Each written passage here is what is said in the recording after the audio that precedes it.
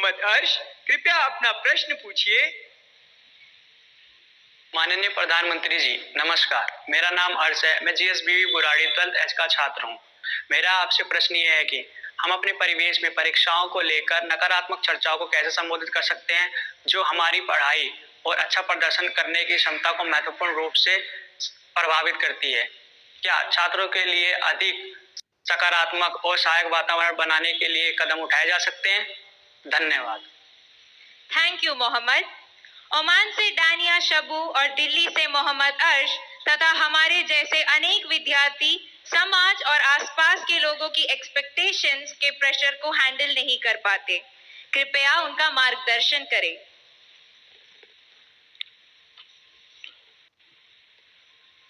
शायद मुझे बताया गया कि परीक्षा पे चर्चा का 7वां एपिसोड है और जितना मुझे याद है, मैंने देखा है कि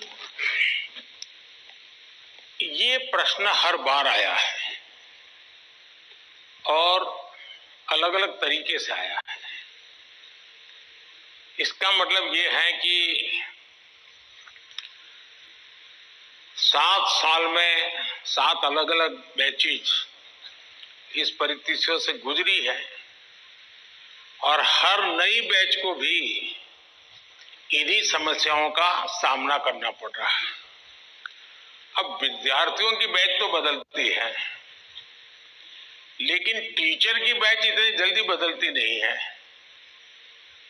अगर टीचर्स ने इन अब तक जितने मेरे एपिसोड हुए हैं उसमें मैंने इन बातों का जो वर्णन किया है, अगर उसका कुछ न कुछ उन्होंने अपने स्कूल में एड्रेस किया हो तो शायद हम इस समस्या को धीरे धीरे कम कर सकते हैं।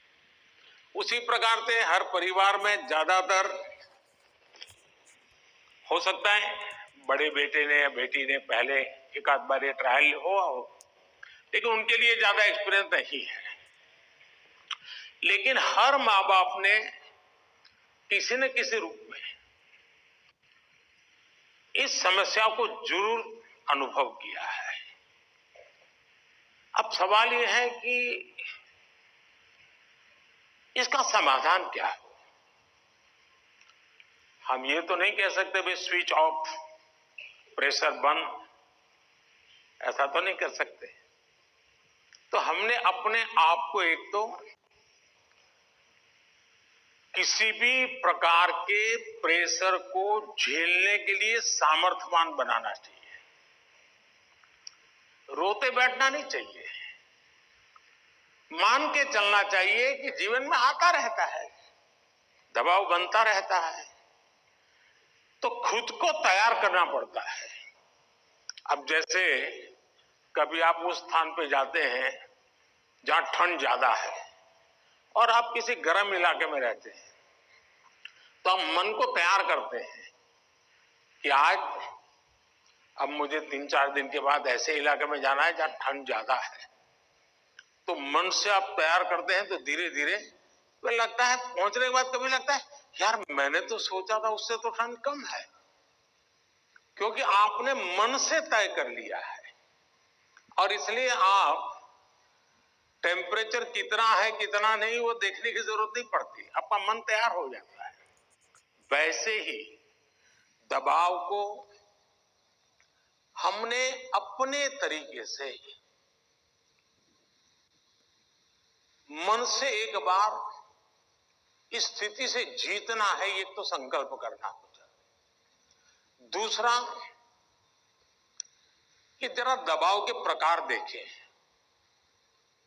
एक तो दबाव होता है खुद ने ही जो अपने लिए तय करके रखा है कि सुबह 4 बजे उठना ही उठना है, रात को 11 बजे तक पढ़ना ही पढ़ना है, आपने तो इतने आंसर सॉल्व करके ही जीतना है, और बड़ा दबाव खुद ही अनुभव करते हैं।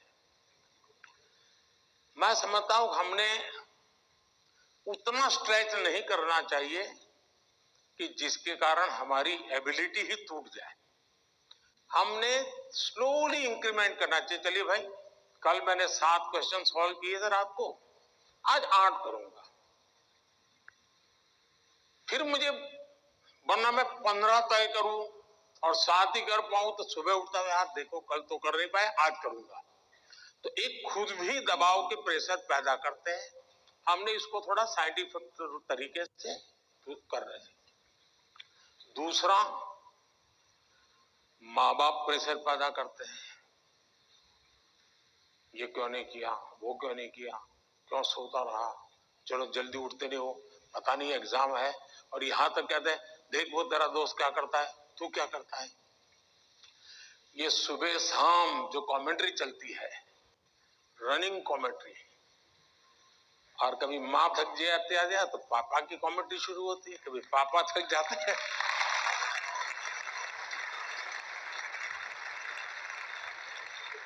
तो बड़े भाई की कमेंट्री शुरू हो जाती है, और वो अगर कम पढ़ता है तो स्कूल में टीचर की।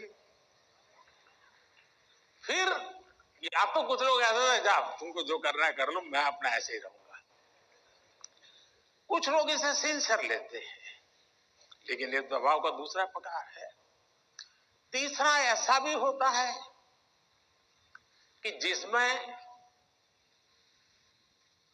कारण कुछ नहीं, समझ का अभाव है, और बिना कारण उसको हम संकट मान लेते हैं। जब एक्चुअली करते हैं तो लगता है नहीं यार इतना मुश्किल नहीं था, मैंने बेकार में दबाव झेलता रहा। तो मुझे लगता है कि एक तो इनको पूरे परिवार ने, टीचर ने, सबने मिलकर के एड्रेस करना होगा।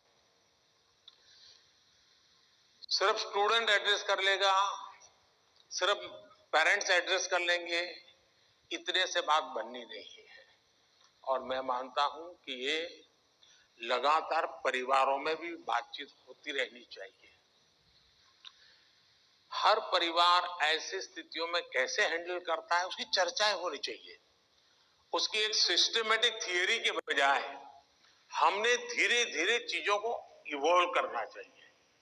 अगर ये इवॉल्व करते हैं तो मुझे पक्का विश्वास है कि हम इन चीजों से बाहर निकल के आते हैं।